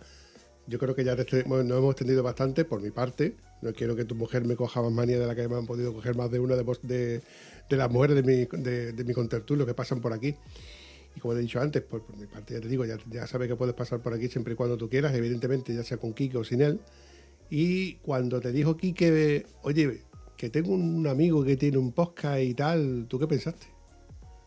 No, bueno, nada de tantas cosas como Quique. Quique es un chaval que cada vez me sorprende más porque se mueve como ninguno, le pone unas ganas, donde muchos tiran la toalla. Él, mira, ha sacado ahora la Transcanaria, ha hecho muchísimas cosas, ha viajado mucho, que no es poco, y es un chaval que le mete a todo y además lo saca para adelante. O sea, chapó por él porque del chavalín que vino a hacer un curso hace 4 o 5 años porque no sabía ir en una moto de off-road, de trail, a todo lo que está haciendo y lo que le queda.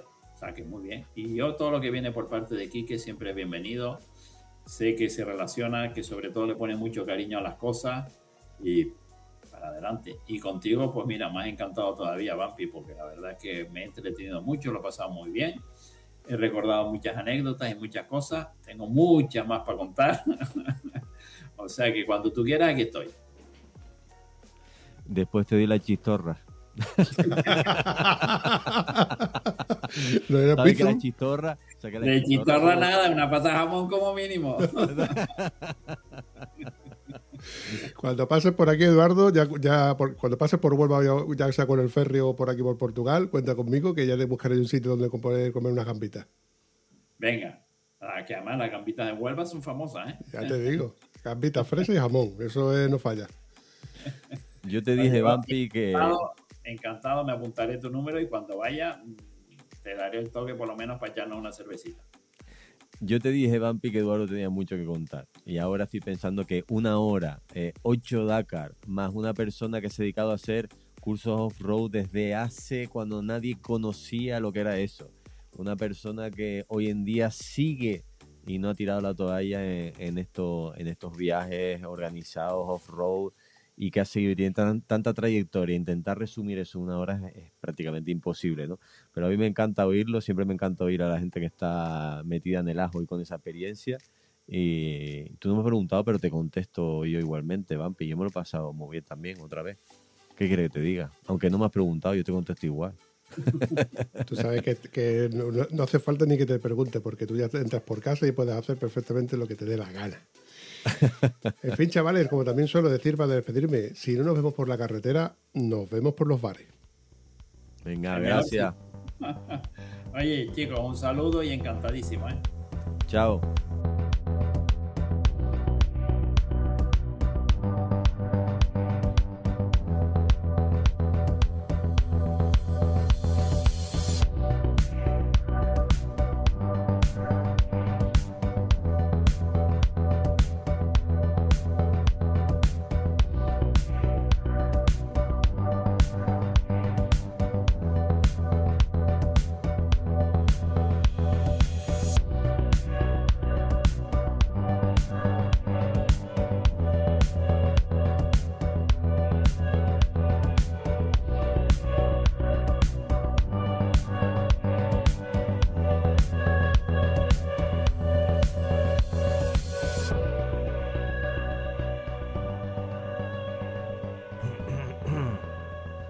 Eso mismo digo yo. Ay, que no es para tanto, no que raspéis tanto. ¿Ves tú? Ahora parece que estás guiñando. Da la sensación que cada vez que hablo contigo siempre me vas a estar grabando. Me pasa ya hasta cuando te mando un audio. Digo, Ya. ¿me estará grabando el cabrón para tomar falsa? Pero mola, ¿verdad? Lo que pasa No. es que... A ti te molará. ¿Cuántas cosas grabadas que no puedes subir tendrás? Algunas tengo y algunas incluso mías propias que digo, esta parte no puedo ponerla, esta parte tengo que recortarla. Pues si tienes cosas de grabadas así de peña, te confirmo que Ábalos llegó al ministro Ya te digo. por no mostrar las cosas que había grabado por ahí.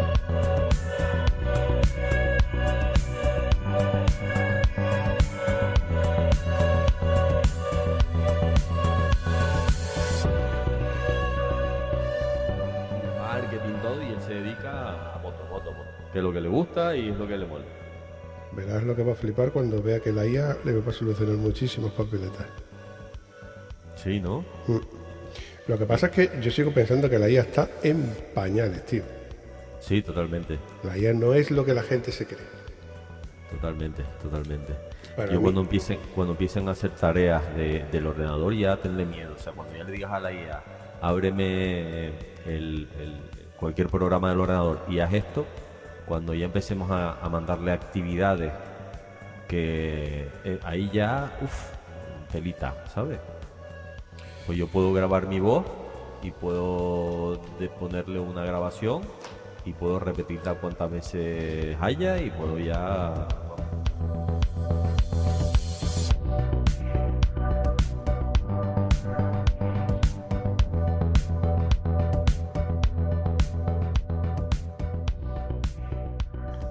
Pero, ojo, todo esto pagando. Dame un poquito de eso. Así estás alegre todo el día. No te creas, además está vacío. ¿Eres gilipollas? ¿Qué has metido ahí? O sea, ahí has metido un poquito María, seguro, algo de eso. Yo te conozco. Que va, tronco, pero esto mola. Yo te conozco. Y además que el trama ahora que está dando bombazos ahí los barcos, ahora te está costando eso carísimo. Buah. No sé Te cómo... veo un comentario. Viste que el otro día le mandaron un bombazo a un barco, otra vez, el tram a unos supuestos narcotraficantes que van en barco ¿no lo has visto? No sé. De México a Estados Unidos. Puede ser, Leo me suena. Leo el primer comentario y pone: joder, qué caros se van a poner los pollos en mi barrio, dice. Los pollos y los vende pollo. Fue el primer comentario con 300.000 me gusta. Digo, la gente La gente es que le saca punta a todo.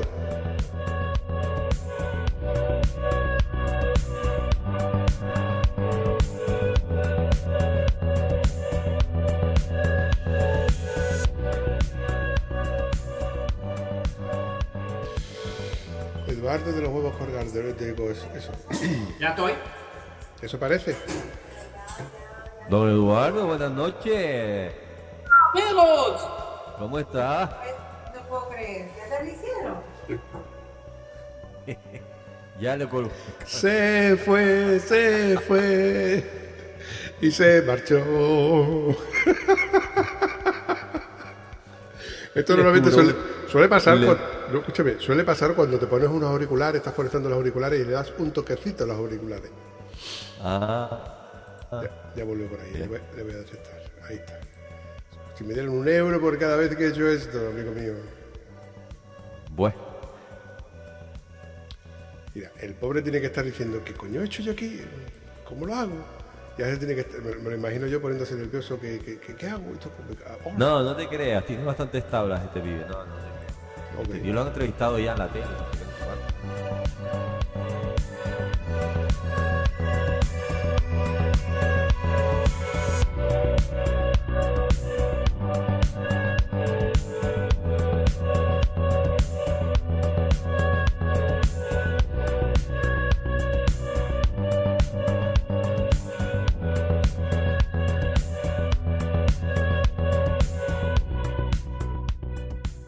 Mande.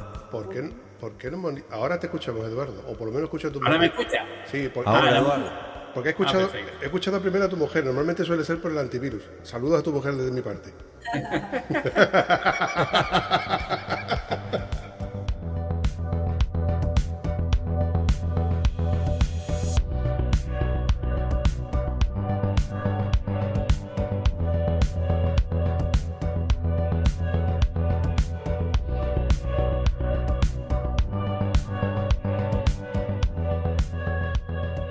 Que ya... Vale. Aparte- ¿Ustedes me ven? o- Ahora sí, ahora todo perfecto. Te veo perfectamente. A la que no escuchas a tu mujer. Si quieres te la pongo aquí un rato y me voy yo. Está comiendo. Está comiendo. Que aproveche. Aprovecha. Ah, mira, con la copita de vino y un cacho de queso. Oye. Oh, yeah. Será por poco tiempo. Después ya no tienes a sus... Mira, ya que está, saca el jamoncito para que se vaya poniendo. Mira, Eduardo, que esto es muy... Vampi es extremadamente informal. O sea, tú lo ves ahí todo serio y tal, pero...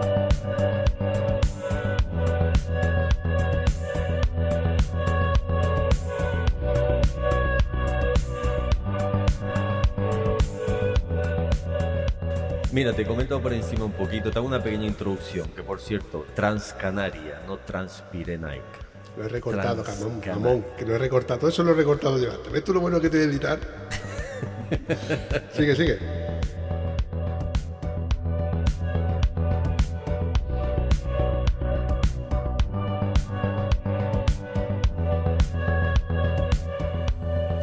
Con las que has estado, las que te han quedado por poder hablar con ellos, etcétera.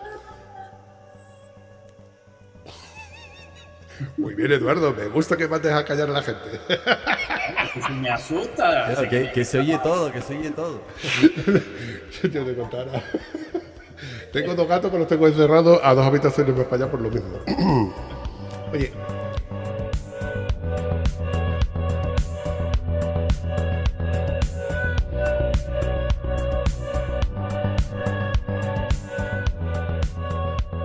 Lo que te mandan a ti, menos el 21%. Bueno, en el caso de gente de Canarias creo que recordar que era un 7. 4, ¿no? Un 7. Pues por culo te la mete. Por favor, llevo un rato. Que conste que llevo un rato aguantándome cuando te has dicho Lanzarote. ¿Por qué? Porque me trinca el piote. Joder, tío, no tienes ninguna seriedad, Vampi. Acabo de recordarle que la mujer de Eduardo me está escuchando, por Dios. No sé, se fue, no sé para dónde. Gracias. Ay, por Dios, que acabo de empezar a tener calor. Me va a la cachondeo, ¿no?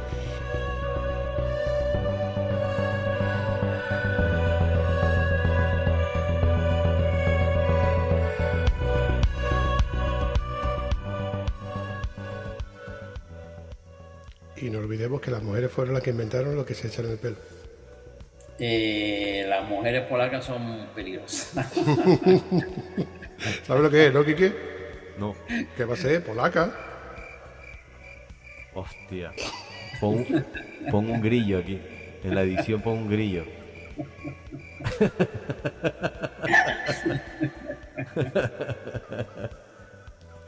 Ah, que tiene la mesa de mezcla para los efectos ahí todo. Yo creí que lo hacías en edición. También lo hago en edición, evidentemente esta parte la recordo como mandan los cánones españoles. Por ver tú cómo tengo yo que recordarme a mí mismo. Pero para hacer hago un corte y pega.